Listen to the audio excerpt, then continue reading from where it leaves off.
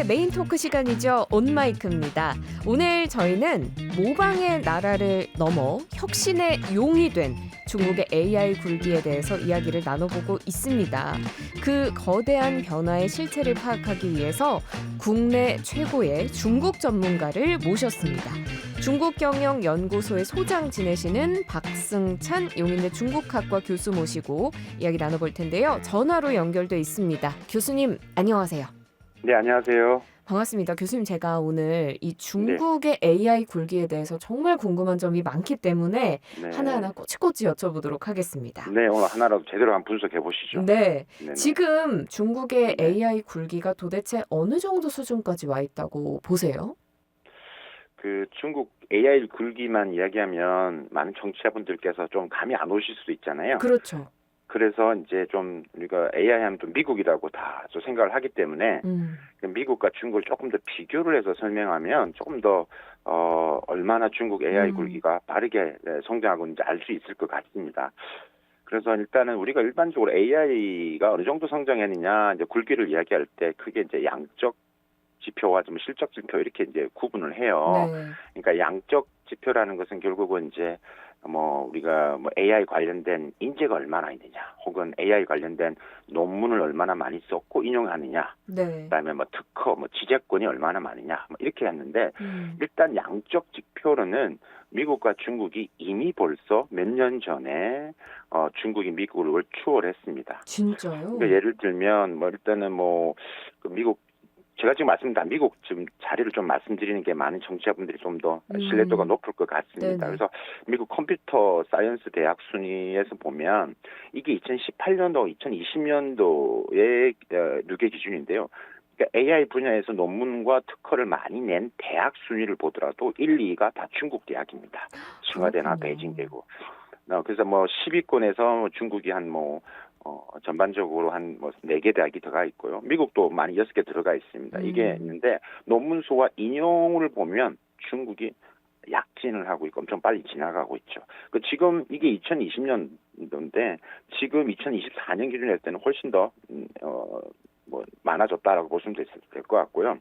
스탠포드 대학에서 AI 인덱스라는 걸 발표를 합니다. 네. 요걸 보시면 AI 관련 논문하고 인용 사례를 보더라도 모두 2020년 기준에 이미 중국이 미국을 초월했고요. 2024년은 그 격차가 더 벌어졌습니다. 그래서 이럴 것 같고 특히 AI 전 세계 AI 특허에서 중국이 한 60% 이상을 차지한다. 라고 보시면 될 것 같고, 제가 비근한 예만 하나 들어볼게요. 네. 우리가 생성형 AI라고 하잖아요. 네네.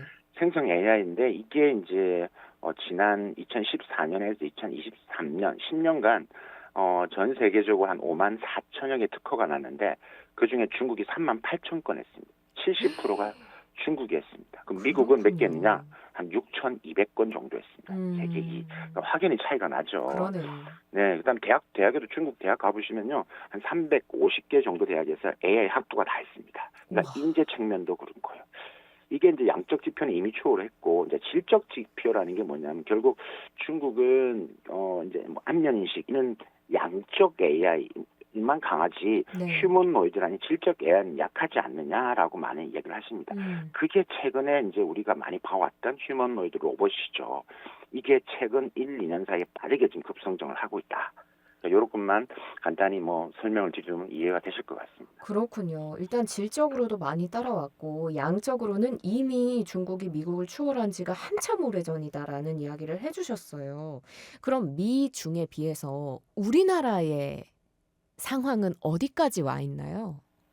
우리나라는 지금 순위 아까 말씀 양적 지표에서 네. 우리도 잘하고 있지만 이제 중국, 미국, 그다음에 일본, 한국, 그러니까 우리가 3위권에서 그래도 계속 잘을 하고 있죠. 근데 그 양적 지표나 질적 지표에서는 여전히 차이가 갭이 크다.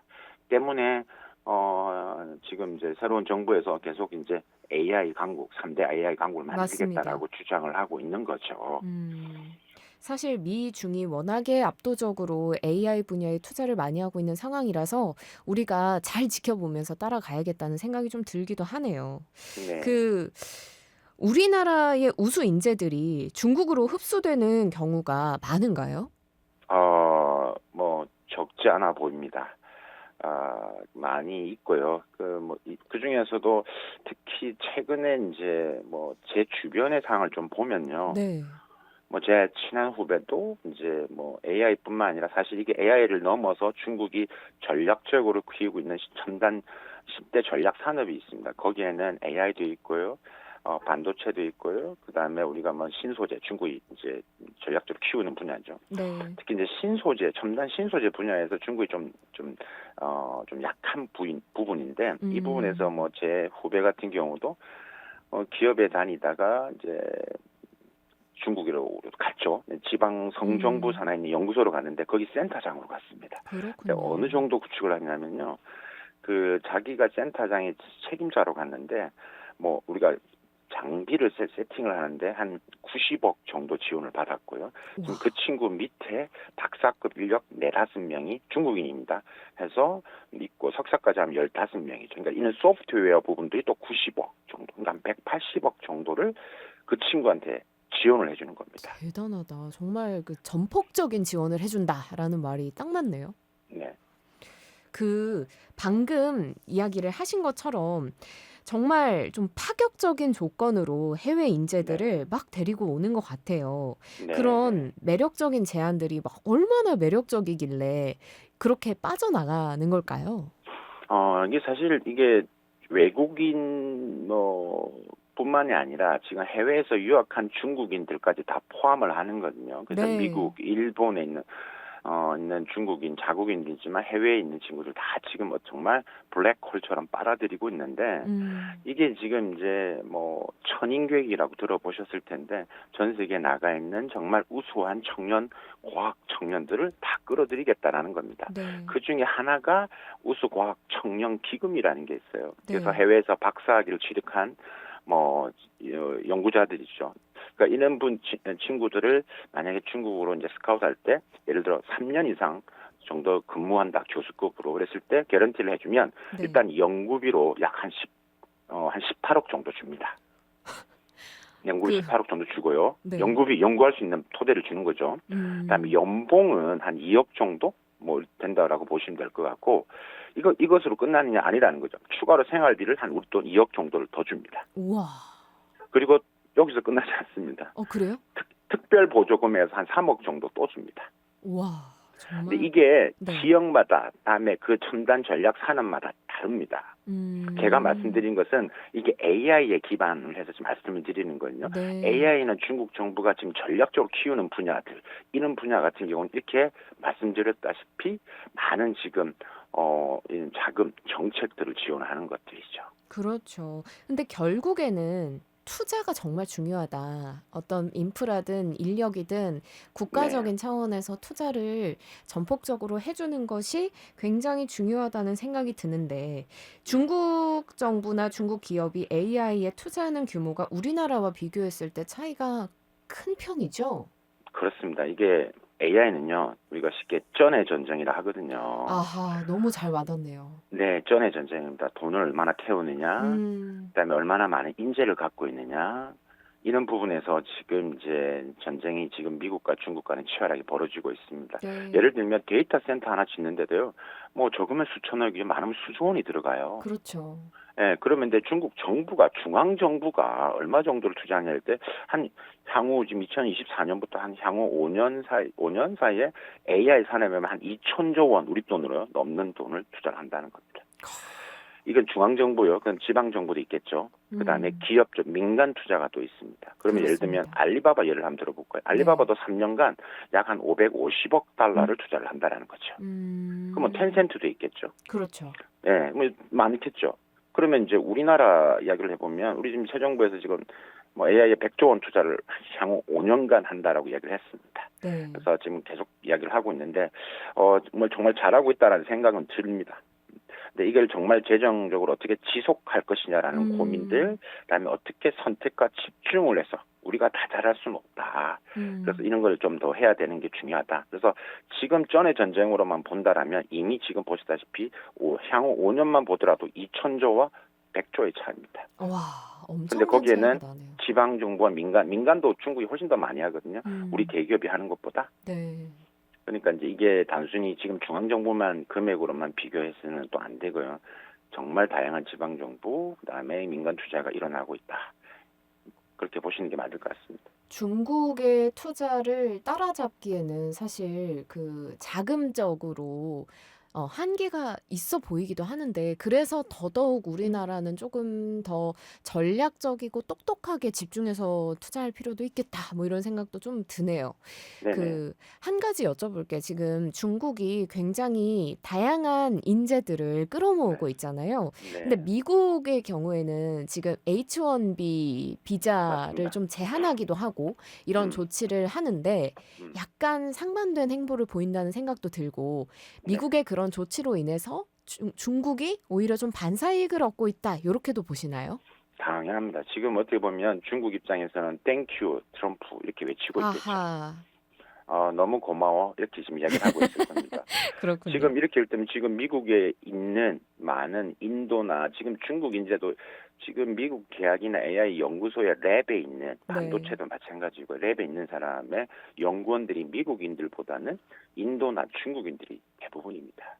그럼 이 친구들이 결국은 또 빠져나온다는 이야기예요. 그러면 음. 자연스럽게 인재가 자연스럽게 돈이 많이 가는 대로 흘러가게 돼 있고 또 불확실성이 더 강해지면 미국에서 더 안 있겠죠. 음. 그러다 보니까 이런 부분에 있어서의 지금 이는 좀 어떻게 보면 반대로 가고 있는 거죠. 그래서 음. 이제 이런 부분에서 중국은 더 이제 글로벌 거버넌스를 외치면서 이제 미국 내에 있는 인재들을 더 유치하려고 할 것으로 보여지고요. 그게 음. 이제 이번에 트럼프 이번에 우리 요번에 봤던 그런 장면처럼 그런 것들로 인해서 아마도 인재 유출은 뭐 더 많아질 수 있다. 왜냐 그러면 미국 하면 포용과 개방성이거든요. 맞습니다. 그게 안 되면 결국은 중국과 뭐가 다르냐라는 것들이죠. 그래서 이제 음. 그런 부분에서 지금 분위기가 중국 쪽으로 기울고 있는 것은 분명해 보입니다. 네. 사실 지금 뭐 자금적으로 쩐의 전쟁이라고 이야기하실 만큼 중국이 전폭적으로 투자를 하고 있다라는 부분을 이야기하셨고, 그게 중국의 AI 굴기에 지대한 영향을 미치고 있는 것을 말씀해 주신 걸 듣고 저도 굉장히 많이 체감을 하게 됐는데요. 음, 그런데 중국이 이렇게 AI 분야에서 발전하는 것이 도전을 장려하는 문화 때문이 아닐까 이런 생각도 좀 들기는 합니다. 중국이 사업에 실패한 사람이 공무원 시험에 응시하면 가산점을 줄 정도로 도전을 장려하는 문화라고요. 그렇습니다. 이게 이 새로운 도전, 창업이죠. 창업에 대한 두려움이 없는데, 그러니까 아까 말씀하셨다시피 예를 들면 항저우 같은 시에서는요. 그러니까 뭐 창업을 하고 실패를 했어요. 그러면 그 친구가 공무원에 응시를 하면 10점 가산점을 줍니다. 음, 창업하고 실패하면 내가 공무원 하지 뭐 이렇게 생각이 되는 거죠. 네. 뭐 다른 예를 들면 지금 요즘 가장 뭐 딥시크 이후로 항저우, 알리바바가 있는 항저우가 많이 부각되고 있는데 음, 다른 지역에서 젊은 청년들이 항저우에 와서 시장 조사 와서 일주일 동안 체류했을 때 그 호텔 비용을 시정부가 제공합니다. 우와, 그러니까 뭐 편안하게 하는 것들이죠. 그렇군요. 그래서 그러니까 이게 전반적인 사회 문화가 그만큼 공대가 대우받는 사회, 그다음에 내가 음, 미래에 대한 확신 이런 것들이 있다 보니까 젊은 청년들이 도전에 대한 두려움이 없는 거죠. 반대급부적으로 우리는 뭐 창업하면 뭐 다 어떻게 보면 실패한다라는 게 우리 기성세대들이 많이 갖고 있거든요. 네, 근데 맞습니다. 쉽지가 않은 것들이죠. 음, 그러니까 지금의 앞으로의 경쟁력은 우리가 기술 경쟁하는데 그보다 더 중요한 게 뭐냐면 혁신 경쟁력입니다. 그러니까 음, 중국이 매우 이렇게 좀 뭐 고리타분하고 이런 혁신적인 문화가 없을 거라고 생각하는데 절대 그렇지 않습니다. 현장을 보시면 전혀 그렇지 않습니다. 가보시면 요즘 구호가 어떤 거냐면 지방 정부에서요. 네. 정부가 물과 비와 뭐 비옥한 땅을 제공할 테니까 기업은 그냥 성장만 하세요. 우와, 아무것도 신경 쓰지 마세요. 또 하나는 만약에 기업이 그런 여러 가지에 대해 창업을 했을 때 그런 여러 가지 뭐 문제가 있다. 그러면 전화를 했어요. 그럼 전화를 접수하고 나서 3일 내에 해결하지 않으면 그 공무원 승진 안 됩니다. 어머, 그 정도군요. 네, 그러니까 뭐 땅도 주고 비도 내려주고 거름도 주고 햇빛도 그렇습니다. 쐬주고 다 할 그렇습니다. 테니까 그냥 무럭무럭 잘하기만 해라. 딱 그 표현입니다. 제가 중국말을 안 해서 그러는데. 그런 거군요. 네, 근데 정말 마음껏 실패할 수 있게 그리고 마음껏 도전할 수 있게 그 환경을 제공해 준다는 것도 결국은 너무너무 중요한 요소라는 생각이 들고 우리나라는 어떤가를 되돌아봤을 때 우리나라도 물론 창업과 관련한 다양한 지원을 하고 있습니다만 네, 사회적인 분위기가 아직은 실패하는 것은 조금 두렵고 안정적인 맞습니다. 것이 좋고 이렇게 느껴지기도 하는 것 같아요. 네, 맞습니다. 이게 단순히 그냥 지원한다는 건 세계 어느 나라나 창업은 다 지원을 합니다. 네. 지원이 중요한 게 아니라, 그러니까 지원도 우리가 사실 이게 지원도 기업들을 만나보면 다 이렇게 많은 돈이 들어가는데 우리는 지금까지 어떠한 성장 방식이었냐면요. 모든 분야, AI만 모든 분야에 골고루 돈을 나눠줘야 됩니다. 음. 우리만의 경쟁력을 가질 수, 우리가 중국처럼 많은 돈을 쓸 수 없기 때문에 네. 한정된 금액에서 다 나눠져야 하기 때문에 다 그만한 것들이죠. 아. 그러니까 조금 더 이제는 선택과 집중이 필요하다는 말씀을 제가 자꾸 드렸던 이유도 음. 첫 번째가 그런 거고요. 그다음에 두 번째는 이게 좀 AI가 응용되려면 다양하게 응용되는데 중국이 AI가 빨리 성장할 수 있는 것은 AI를 응용할 수 있는 다양한 영역에 많은 규제를 풀어줬습니다. 규제도 문제가 예. 있겠군요. 근데 우리는 여전히 규제를 많이 풀었다지만 여전히 규제가 많습니다. 뭘 하나 새롭게 시도를 할 때 뭐가 이렇게 안 되는 게 많습니다. 관련 법령 확인해야 되고 맞습니다. 관계 규제 부처에 전화해야 되고 이거 되나요? 맞습니다. 해야 되고 그쵸. 맞습니다. 이제 그런 게 이제 두 번째라고 말씀드릴 수 있을 거예요. 세 번째가 제가 앞에서도 잠시 말씀드렸지만 친시장적인 공공 서비스 마인드가 매우 중요하다. 음. 그래서 제가 하나 예를 들면 지금 항저우에 있는 브레인코라는 회사가 있는데 네. 이 회사가 이제 첨단 의수입니다. 그러니까 뇌 과학에 따라서 내가 어떻게 움직이냐에 따라서 예를 들면 손과 발이 없으신 분이 생각한 대로 뇌에 따라서 이 첨단 의수를 음. 착용하면 네. 움직이는 건데요. 어마어마한 기술인데 그러니까요. 이 지금 브레인코의 CEO가 원래 우리 카이스트에서 학부를 나왔다가 하버드에서 이제 학위를 석박사를 했는데 네. 거기서 창업을 했는데 중국에서 이 중국인은 이 친구 CEO를 데리고 가려고 엄청 노력을 했는데 대부분 다 돈을 많이 줄게 음. 했는데도 안 갔습니다. 그런데 항저우에 있는 공무원이 갔는데 우리가 정책을 어떻게 제공하고 돈을 얼마 아. 주는 이야기는 절대 안 하고 무슨 이야기를 했냐면 네. 이 지금 말한 이 뇌과학에 대한 이야기를 같이 이야기를 했다는 거죠. 그 친구랑. 와. 그러니까 이 CEO가 야 이런 공무원이 있어? 그리고 이 친구는 전혀 항저우와 관계가 없는 정말 동북 쪽의 고향인데도 음. 항저우에 바로 2017년 창업을 했고 지금 뭐 항저우뿐만 아니라 지금 전 세계적으로 주목받고 있는 지금 이 창업 기업으로 성장을 했죠. 그러니까 이런 것처럼 이런 공공 서비스 마인드가 중요하다라고 이제 말씀드릴 수 있을 것 같고 네 번째가 생태계입니다. 우리는 다 이렇게 흩어져 있습니다. 그러니까 음. 하나의 새로운 AI 산업이 되기 위해서는 AI 생태계를 이거는 기업이 만들 수 있는 게 아니고요. 정부만이 할 수 있습니다. 네. 인프라뿐만 아니라 연관성 기업들을 유연성 있게 이어지기 위해서는 그런 생태계를 만들어주는 정부, 그러니까 100조 원을 투자를 하더라도 이게 어떻게 기업이 체감할 수 있느냐가 매우 관건이다. 음. 이런 측면에서 저는 뭐 우리가 이제 큰 차이점, 우리가 대한민국이 앞으로 접근 방식에서 중요하게 좀 고민해야 될 부분이라고 생각합니다. 네. 지금 이재명 정부 AI 3대 강국을 목표로 하고 있습니다. 그리고 실제로도 그렇게 되어 가는 중이고 많은 노력을 하고 있지만 우리나라가 벤치마킹 하거나 보완하면 좋을 점들을 교수님께서 조금 더 짚어 주신 거라는 생각이 듭니다. 그 마지막으로 한 가지만 여쭐게요. 네. 뭐 인재, 투자, 뭐 국가적인 지원이나 정책 다 고려했을 때 음. 궁극적으로 미래 AI 시대의 패권은 과연 어느 나라가 주게 될까요? 개인적으로 AI 우리나라였으면 좋겠어요. 네, 그러기 위해서 또 열심히 뛰고 있고 정부에 적극 뭐 제안도 하고 있고 제가 앞에서 말씀 네 가지를 꼭 우리 정부가 기억했으면 좋겠습니다. 네. 앞으로의 이제 어떻게 전망하느냐? AI는요 반도체와 데이터와 슈퍼컴퓨팅 이런 양적인 게 같이 받쳐줘야 되고요. 그다음에 아까 말씀 인재와 전에 이제 자금력이 합쳐져야 되는 네. 겁니다. 이렇게 비교해 봤을 때 지금 중국은 반도체가 지금 빼고는 지금 전반적으로 다 지금 중국이 앞서가고 있는 부분입니다. 뭐 미국의 대중국 제재의 역설이라고 하죠. 아무리 제재를 해도 중국의 기술 내재와 산업화가 지금 더 빨라지고 있습니다.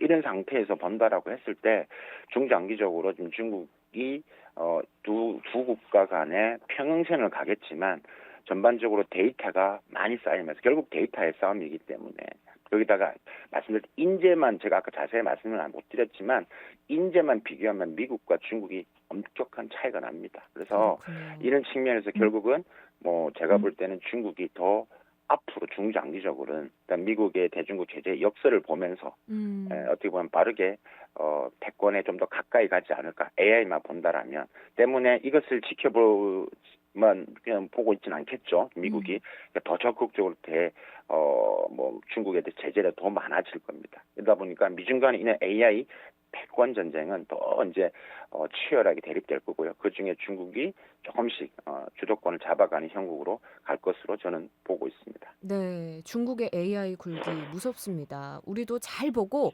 똑바로 따라가야 되겠다는 생각이 듭니다. 교수님 오늘 좋은 말씀 너무 감사합니다. 감사합니다. 네, 지금까지 박승찬 용인대 중국학과 교수와 함께했습니다.